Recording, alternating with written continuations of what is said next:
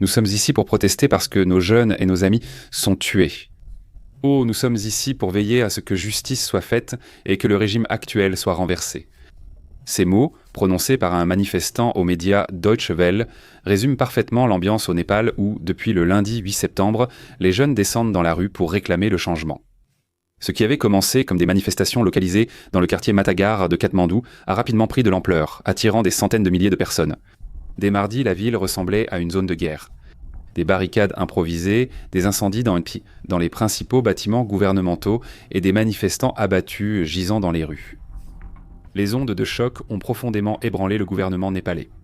Le Premier ministre Khadija Sharma Ali a démissionné alors que des rumeurs circulent sur une possible fuite à Dubaï, et les partis politiques tentent de réunir le soutien nécessaire pour former un nouveau gouvernement. Alors que le gouvernement tente de gérer la crise, la nation reste en alerte, des manifestants exigeant des réformes politiques radicales. Qu'a mené le Népal au bord du gouffre et que pourrait-il se passer ensuite ? Mettre le feu aux poudres. Avant d'aborder le sujet, rappel habituel. Toutes les informations de cette vidéo sont à jour à 12h30 jeudi, heure d'Europe centrale. Si un événement majeur est survenu après, nous ne l'avons pas couvert pour cette raison. Eh bien, c'est parce que notre boule de cristal ne fonctionne pas. Je m'en excuse. D'ailleurs, elle n'est pas réelle non plus. J'aimerais qu'elle soit réelle. Passons maintenant à notre première grande question. Comment en est-on arrivé là ? Je veux dire, comment le Népal en est-il arrivé là ? Pour répondre à cette question, il faut connaître un fait très important sur le Népal, et c'est qu'il est incroyablement corrompu.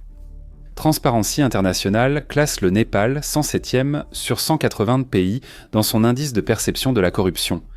C'est bien mieux que la Russie, mais à peu près au même niveau que le Brésil et la Serbie, des endroits qui ont des pages Wikipédia entières consacrées à la corruption. Avoir une de ces pages pour son pays, ce n'est pas bon signe, non. Les jeunes Népalais, révoltés par des années de corruption et les tentatives inefficaces du gouvernement, ont utilisé les réseaux sociaux et les hashtags NepoKids et NepoBabies pour dénoncer les proches de politiciens qu'ils jugent principaux bénéficiaires de la corruption. Si vous n'êtes pas souvent en ligne, tout cela peut vous paraître étrange et le terme NepoBaby peut vous être inconnu. Ce terme, créé à Hollywood, désigne les enfants dont la carrière doit plus à leur nom célèbre qu'à leur talent. Le Népal a repris cette expression pour souligner les fortes différences entre la vie des gens ordinaires et celle des enfants de l'élite. Le Times de Londres a rapporté que Sargat Thapa, le fils de la politicienne Bindu Thapa, était l'une des principales cibles de ces hashtags. Une photo de lui, posant devant un sapin de Noël composé de plus de 30 boîtes cadeaux de luxe de marques comme Cartier, Louis Vuitton et Gucci, est devenue virale. Elle disait « Tandis que les Népalais ordinaires envoient de l'argent pour survivre, les enfants de privilégiés font des sapins de Noël avec l'argent volé aux contribuables. L'argent des contribuables n'achète visiblement pas le bon goût. » La légende met en lumière un autre aspect clé de l'économie népalaise, sa forte dépendance à l'argent envoyé par les travailleurs à l'étranger. Le manque d'emploi a poussé des millions de jeunes à travailler à l'étranger. À Hong Kong, ils soutiennent le recyclage électronique, et aux États-Unis, ils sont la communauté asiatique américaine à la croissance la plus rapide. En 2024, selon le New York Times, ils ont renvoyé 11 milliards de dollars, ce qui représente un chiffre stupéfiant, tenez-vous bien, 26% de l'ensemble de l'économie du Népal. Comment le gouvernement népalais a-t-il réagi à la colère sur la corruption ? Dans un monde idéal, nous dirions qu'ils ont fait preuve d'introspection, publié moins sur les réseaux sociaux et agi pour redresser l'économie afin de réduire la dépendance aux envois de fonds. Malheureusement, nous vivons dans un monde où rien de tout cela n'arrive. À la place, le gouvernement a choisi d'interdire les réseaux sociaux, comme si empêcher les gens de publier sur la corruption allait, par magie, résoudre la corruption. Et c'était, et nous ne pouvons vraiment pas assez insister là-dessus, c'était une putain de mauvaise idée. Une étude de KPIOS montre qu'au début 2025, le Népal comptait 14,3 millions d'utilisateurs actifs sur les réseaux sociaux. C'est environ la moitié de la population du pays. Pour ces personnes, Internet n'est pas juste des mèmes, c'est une vraie bouée de sauvetage. Selon la docteure Nayana Prakash, chercheuse à Chatham House, l'impact des réseaux sociaux sur les jeunes a été banalisé, lors de cette manifestation comme ailleurs. Les réseaux sociaux ne sont pas seulement un moyen de discuter avec nos amis, c'est aussi une façon de se sentir connecté à tout type de réseau dans la société, aussi bien localement que mondialement. Au Népal en particulier, les réseaux sociaux sont devenus un outil important pour la jeune génération férue de technologie afin de trouver des emplois et de gérer des entreprises. Pour certains, être sur les réseaux sociaux était en soi un métier. Ce n'est pas un métier. Des craintes existaient qu'une interdiction empêche Facebook de monétiser le contenu dans le pays, ce qui semblait anodin jusqu'à ce que l'on réalise que l'avenir professionnel de certains en dépendait. J'en suis tellement conscient. Pour être juste envers le gouvernement népalais, ce n'était pas une interdiction totale des réseaux sociaux. Les entreprises devaient, par exemple, s'enregistrer auprès du gouvernement et nommer un agent de liaison pour gérer les plaintes, ce qui les aurait été exemptés. TikTok, Viber, Nimbus et Popolive ont fait de même. Donc qualifier cela simplement d'interdiction des réseaux sociaux enlève beaucoup de nuances. Nous devons aussi présenter le point de vue du gouvernement. Selon eux, il ne voulait pas passer pour des vieux grincheux critiquant les jeunes et leurs téléphones, mais souhaitait limiter la désinformation et responsabiliser plateformes et utilisateurs sur le contenu. Ils n'ont donné qu'une semaine aux réseaux sociaux pour appliquer les nouvelles règles. Puis les coupures ont commencé, perçues comme une punition collective par la génération Z. Les punitions collectives provoquent souvent une colère collective. Vu de l'extérieur, il est tentant de voir les manifestations au Népal comme une simple réaction à l'interdiction des réseaux sociaux. Mais cela ignore le problème plus large. Pour Warfront, la docteure Caroline Mose, experte en gouvernance, estime que la corruption de l'État a armé la situation, l'interdiction des réseaux sociaux n'ayant été que le déclencheur. C'est un point que les jeunes ont souligné. Eugène Rajmdari, 24 ans, a dit à l'agence France Presse « L'interdiction des réseaux sociaux nous a poussés à agir, mais ce n'est pas la seule raison de notre rassemblement, d'être Attisans. Nous protestons contre la corruption qui a été institutionnalisée au Népal. » Le premier jour, les manifestants se sont réunis à Katmandou autour du Medikar Mandala, monument célébrant la culture népalaise. À environ 1 kilomètre du Parlement, les premières heures ont été calmes. Des manifestants, dont des écoliers en uniforme, défilant, en scandant des slogans et en chantant.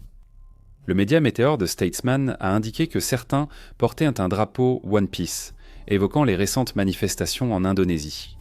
Cependant, les manifestations se sont rapidement rapprochées du Parlement et certains manifestants ont escaladé le mur en tentant de pénétrer dans le bâtiment. C'est à ce moment-là, et nous allons utiliser un terme technique ici, que tout a dégénéré. Une ambulance a brûlé et la police anti-émeute a reçu des jets de pierre. La police a utilisé canons à eau, gaz lacrymogène et balles réelles.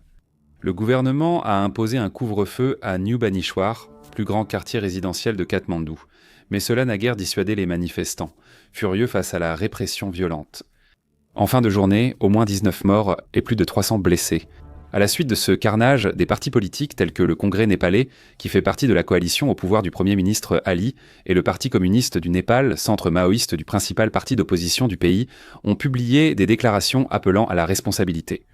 La déclaration d'un membre de la coalition au pouvoir a indiqué aux observateurs régionaux que la question n'était plus de savoir si le Premier ministre démissionnerait, mais quand. La coalition d'Ali tenait grâce à des promesses non tenues et des compromis fragiles, et les manifestations l'ont complètement déchiré. Après la démission du ministre de l'Intérieur, Ramesh Lakak, lors d'une réunion d'urgence, le Premier ministre Ali a accusé la violence d'éléments incontrôlés infiltrés dans les manifestations. Il a ajouté que le gouvernement n'était pas contre les revendications des jeunes et annoncé la fin de l'interdiction des réseaux sociaux. Mais il était déjà trop tard. De jeunes Népalais gisaient tant morts dans les rues. Une génération déjà en colère avait désormais une raison supplémentaire de détester son gouvernement. Dans ce contexte, la suite paraît presque inévitable. Mardi, les manifestants sont encore descendus dans les rues. Contrairement à lundi, cette fois, la violence a commencé tout de suite. Les manifestants ont incendié des pneus, lancé des pierres sur la police en tenue anti-émeute et les ont poursuivis dans les rues étroites de Katmandou. Des scènes catastrophiques se sont déroulées lorsque les manifestants ont incendié des bâtiments gouvernementaux, y compris le Parlement et la Cour suprême. Des postes de police et des maisons de politiciens ont aussi été visés.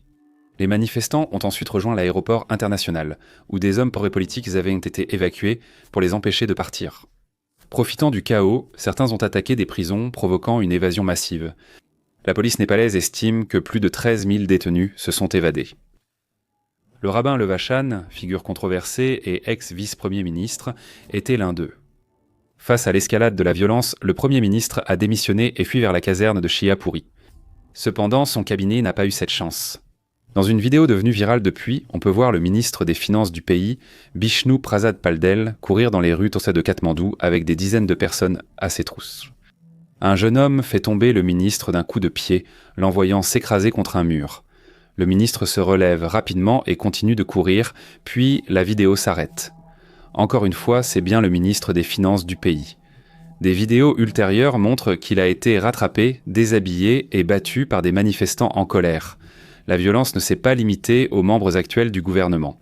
À Dalu, une banlieue de Katmandou, une foule a incendié la maison de l'ancien Premier ministre Jalan Nath Kanal, tuant sa femme qui était piégée à l'intérieur. Ainsi, les manifestations népalaises ont largement dépassé celles d'Indonésie. Les maisons de leurs politiciens ont été saccagées, mais personne n'a été lynché. Aucun membre de famille n'a été brûlé vif. Il n'est donc pas surprenant que la répression népalaise ait été plus sévère. Constatant que la police ne pouvait pas maintenir la paix, le président Ramchandra Podol, qui occupe un rôle principalement cérémoniel dans le système parlementaire du pays, a déployé l'armée. En quelques heures, un calme précaire était revenu à Katmandou, hormis quelques pillages isolés. Mercredi matin, même ces foyers de désordre avaient été éliminés, laissant la capitale tendue mais calme et laissant une grande partie du pays se demander « Que va-t-il se passer ensuite ?» Quelle est la suite pour le Népal ? Chaque fois que des soldats défilent dans les rues lors de crises politiques, une angoisse familière saisit la plupart des nations. Est-ce le prélude à un coup d'État ? Le Népal n'a pas fait exception. À Katmandou, des véhicules blindés circulaient et des rumeurs de coup d'État se propageaient rapidement. Le général de brigade Raja Rambasnath, porte-parole de l'armée népalaise, a rapidement démenti ces rumeurs. Il a déclaré à République Télévision que l'armée n'avait pas pris le pouvoir, mais agissait selon la Constitution pour rétablir le calme. Malgré ces assurances, le scepticisme demeure. Bishnu Rajaprethy a déclaré à Al Jazeera que, malgré la présidence nominale, le manque de crédibilité du président auprès de la génération Z faisait de l'armée le vrai pouvoir du pays. Donc l'armée ne prend pas le pouvoir. Qui le prend réellement ? Eh bien, au Népal, une grande partie du débat autour de cette question se déroule sur la plateforme de messagerie sociale Discord, ironiquement l'une des applications que le gouvernement a tenté d'interdire.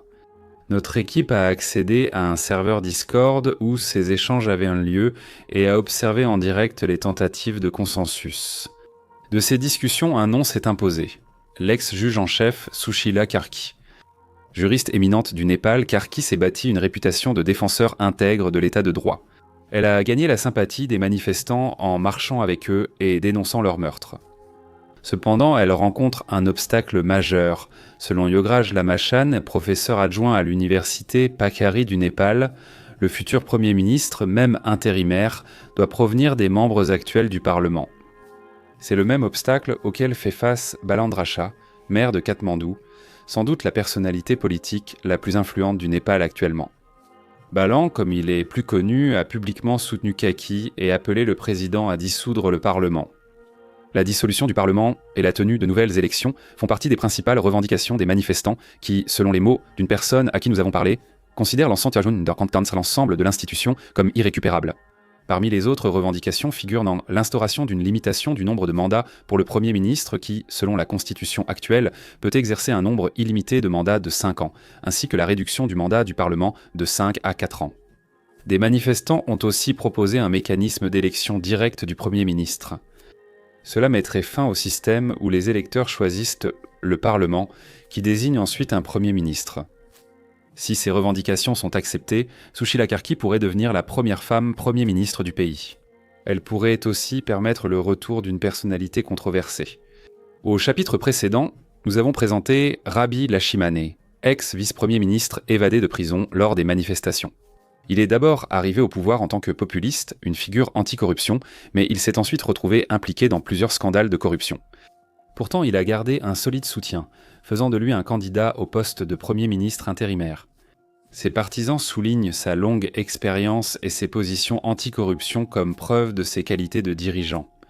Malgré tout son soutien, Lamichan a très peu de chances de devenir Premier ministre. Malgré son impopularité chez les jeunes, son évasion de prison a soulevé des questions constitutionnelles, éthiques et juridiques. Le promouvoir pourrait nuire à la légitimité du gouvernement de transition et des manifestations. En arrière-plan de ces débats, certains Népalais envisagent une possibilité plus spectaculaire. Le retour du roi. Ce n'est pas un film du Seigneur des Anneaux, ça? L'ex-roi Gyanendra Shah, destitué en 2008 lors de la proclamation de la République au Népal, garde un cercle de fidèles. Début mars, plus de 10 000 partisans se sont réunis près de l'aéroport international Tribhuvan de Katmandou pour accueillir le roi revenant de l'ouest du Népal. Maintenant, alors que le gouvernement est ébranlé par le choc des manifestations, les monarchistes essaieront de faire passer le message que le roi est le seul capable de stabiliser le pays. Quel que soit le futur dirigeant du Népal, une chose est certaine. Ils devront porter non seulement les espoirs des manifestants, mais aussi le poids d'un système brisé. S'ils échouent, les manifestants ont déjà prouvé leur capacité à les tenir responsables. Prenons du recul. Donc si l'on s'éloigne un instant du Népal, on peut voir que ces manifestations ne sont pas un phénomène unique. Ce qui s'est passé à Katmandou rappelle des mouvements similaires aux Philippines, au Kenya et en Indonésie. À Manille, des jeunes Philippins ont protesté contre la corruption. À Nairobi, la génération Z kenyane a protesté contre une loi financière, obligeant le gouvernement à la retirer. Et à Jakarta, les étudiants ont envahi les rues pour s'opposer aux avantages exorbitants accordés aux députés en pleine crise du coût de la vie. Ces manifestations roses, comme on les nomme aujourd'hui, ont le même acide désoxyribonucléique, de jeunes citoyens éduqués et férus de numérique, désabusés par ce qu'ils considèrent comme des systèmes qui n'existent que pour servir les élites. Et ce n'est pas un problème limité à ces pays. Dans de nombreux pays du Sud global, une jeunesse croissante connectée à Internet a compris, à l'exemple du Népal, que les gouvernements ne sont pas invincibles. Alors que se passera-t-il ensuite si rien ne change? Si les élites pillent et que le peuple souffre, la prochaine vague de manifestations roses est presque assurée. Une nouvelle vague de troubles qui menace d'être encore plus spectaculaire que celle observée durant l'été de cette année. Merci de votre attention.